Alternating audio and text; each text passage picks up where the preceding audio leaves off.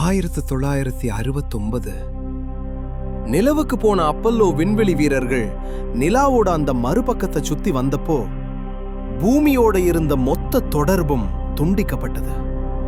அந்த பயங்கரமான தனிமையில அவங்க ஹெட்செட்ல ஒரு விசித்திரமான சத்தம் கேட்டுச்சு. ஒரு விதமான விண்வெளி இசை.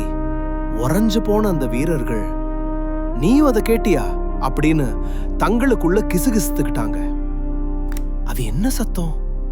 அங்க வேற யாராவது இருந்தாங்களா?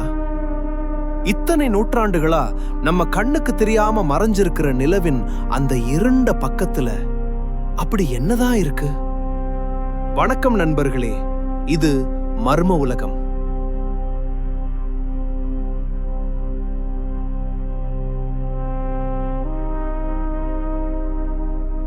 இரவு வானத்துல நாம பாக்குற நிலா ரொம்ப அழகானது.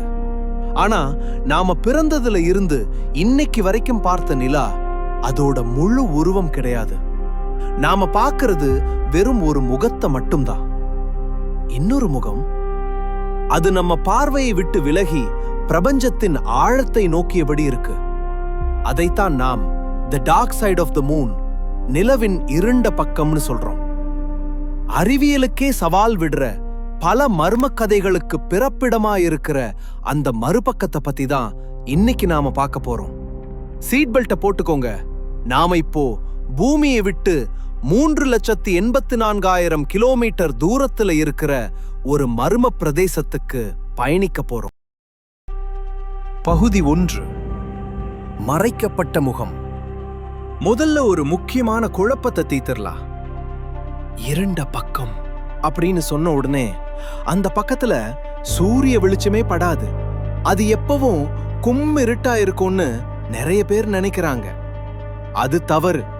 பூமியில எப்படி இரவும் பகலும் சமமா பிரிஞ்சிருக்குமோ அது மாதிரிதான் அங்கேயும் மாறுதல்கள் இல்லாத ஒரு நிலவரம் உருவாகி சுதந்திரமா நடந்துட்டு இருக்கு. பூமியில எப்படி இரவும் பகலும் மாறி மாறி வருதோ அதே மாதிரி நிலாவோட எல்லா பக்கத்திலையும் சூரிய வெளிச்சம் படும். அப்புறம் ஏன் அத டார்க் சைடுன்னு சொல்றோம்? ஏன்னா அது நம்ம கண்ணுக்கு தெரியாத, மனித அறிவுக்கு எட்டாத ஒரு மறைக்கப்பட்ட பக்கம். அறிவியல் பூர்வமா இத far side of the moon, அதாவது தொலைதூர பக்கம்னு சொல்வாங்க. சரி, நிலா ஏன் நம்ம கிட்ட இருந்து முகத்தை திருப்பிக்கிட்டே இருக்கு? இதுக்கு காரணம் டைடல் லாக்கிங் அப்படின்னு சொல்லப்படுற ஒரு ஈர்ப்பு விசை அறிவியல். ரொம்ப சிம்பிளா சொல்லணும்னா, நிலா தன்னைத்தானே சுத்திக்கிறதுக்கு எடுத்துக்கிற நேரமும் அது பூமியை ஒரு முறை சுத்தி வர எடுத்துக்கிற நேரமும் கிட்டத்தட்ட ஒண்ணுதான். அதாவது சுமார் 27 நாட்கள். ஒரு ராட்னத்துல சுத்தும் போது நீங்க மையத்தை நோக்கியே உட்கார்ந்திருந்தா எப்படி இருக்குமோ அதே மாதிரிதான் நிலாவும் பூமியை நோக்கியே தன்னோட முகத்தை வச்சுக்கிட்டு சுத்துது. இதனாலதான் நிலாவோட முதுகு பக்கம் பல நூற்றாண்டுகளா நமக்கு ஒரு மிகப்பெரிய ரகசியமாவே இருந்துச்சு.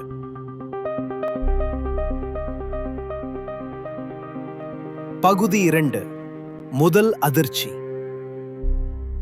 1959 வருஷம் வரைக்கும் இந்த உலகத்துல வாழ்ந்த எந்த மனுஷனும் நிலாவோட அந்த மறுபக்கத்தை பார்த்ததே இல்ல. அப்போதெல்லாம் விஞ்ஞானிகள் என்ன நினைச்சாங்கன்னா, நிலாவோட மறுபக்கமும் நாம பார்க்கிற இந்த பக்கம் மாதிரியே தான் சமவெளியா அமைதியா இருக்கும்னு நம்புனாங்க. ஆனா 1959ல சோவியத் யூனியன் அனுப்பின லூனா 3 விண்கலம் முதல் முறையா அந்த பக்கத்தை புகைப்படம் எடுத்து அனுப்பினப்போ அந்த நம்பிக்கையே உடைஞ்சு போச்சு.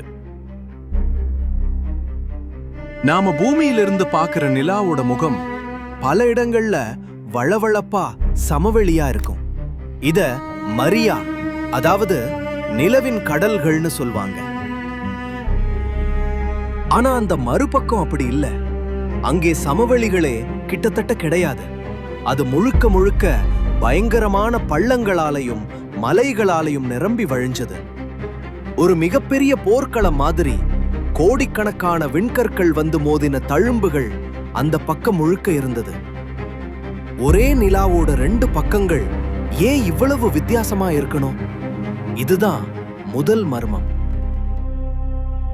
பகுதி 3. ஏன் இந்த வித்தியாசம்? இந்த வித்தியாசத்துக்கு விஞ்ஞானிகள் ஒரு முக்கியமான காரணத்தை சொல்றாங்க. அது நிலாவோட தோல் பகுதி, அதாவது மேலோடு. நாம பார்க்கிற முன்பக்கத்துல நிலாவோட மேலோடு கொஞ்சம் மெலிசா இருக்கு. அதனால ஆரம்ப காலத்துல விண்கற்கள் மோதினப்போ உள்ள இருந்த எரிமலை குழம்பு ஈஸியா வெளியே வந்து பள்ளங்களை நிரப்பி சமவெளியாக்கிடுச்சு.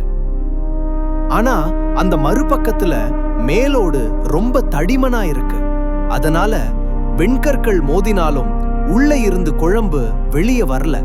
அதனாலதான் அந்த பள்ளங்கள் அப்படியே ஆறாத தழும்புகளா தங்கிடுச்சு. இதை விட ஒரு பெரிய மர்மம் அங்க காத்துக்கிட்டு இருக்கு. அதுதான் சவுத் போல் எய்ட்கன் பேசன். நிலாவோட மறுபக்கத்துல தென் துருவத்துல இருக்கிற ஒரு மிகப்பெரிய பள்ளம் இது. நம்ம சூரிய குடும்பத்திலேயே இருக்கிற மிகப்பெரிய பள்ளங்கள்ல இதுவும் ஒண்ணு. சுமார் 2500 கிலோமீட்டர் அகலம், 13 கிலோமீட்டர் ஆழம்.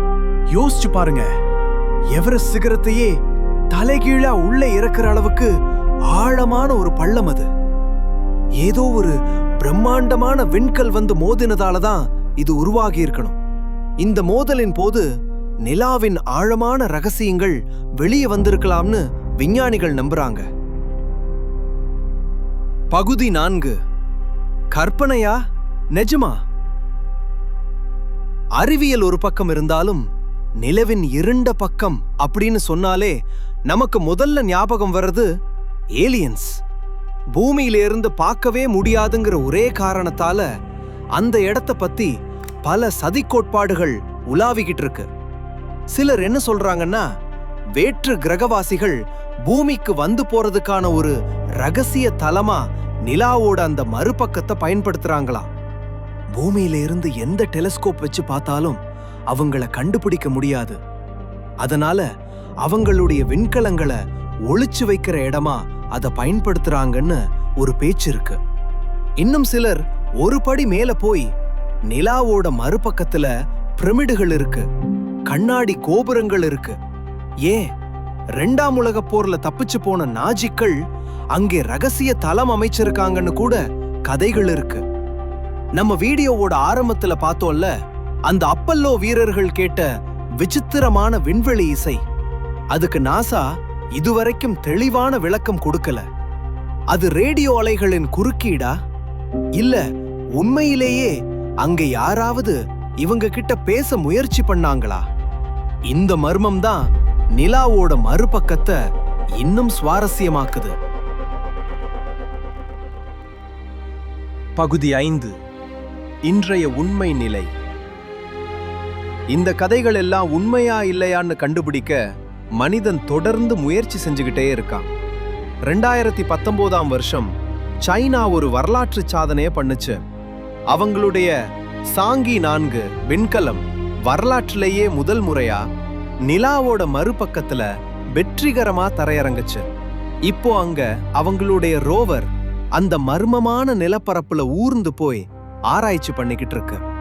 அவங்க அனுப்பின புது புகைப்படங்கள் அந்த பகுதி எவ்வளவு கரடு முரடானதுங்கிறத இன்னும் தெளிவா காட்டுது. வேற்று கிரகவாசிகள் இருக்காங்களோ இல்லையோ, ஆனா எதிர்காலத்துல அந்த இடம் அறிவியலுக்கு ரொம்பவே உதவியா இருக்க போகுது. ஏன்னா பிரபஞ்சத்திலேயே மிக அமைதியான இடம் அதுதான். பூமியில இருந்து வர்ற எந்த விதமான டிவி, ரேடியோ, மொபைல் சிக்னல் தொந்தரவும் அங்க இருக்காது. அதனால பிரபஞ்சத்தின் ஆழமான ரகசியங்களை கேட்கிறதுக்கு ஒரு மிகப்பெரிய ரேடியோ டெலிஸ்கோப்பை அமைக்க நிலாவோட மறுபக்கம்தான் சரியான இடம்.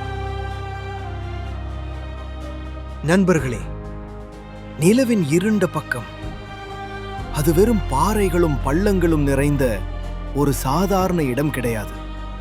அது நம்ம கற்பனைக்கு எட்டாத பல ரகசியங்களை ஒளிச்சு வச்சிருக்கிற ஒரு பெட்டகம்.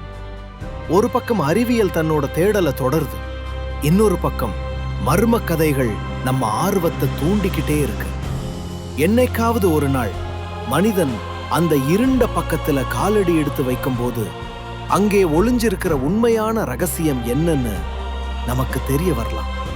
அதுவரைக்கும் அடுத்த முறை நீங்க பௌர்ணமி நிலாவை பார்க்கும்போது உங்களுக்கு தெரியிற அந்த அழகான முகத்துக்கு பின்னாடி ஒரு பிரம்மாண்டமான மர்மமான இருண்ட உலகம் ஒளிஞ்சிருக்குங்கிறத மறந்துடாதீங்க. உங்களுக்கு என்ன தோணுது?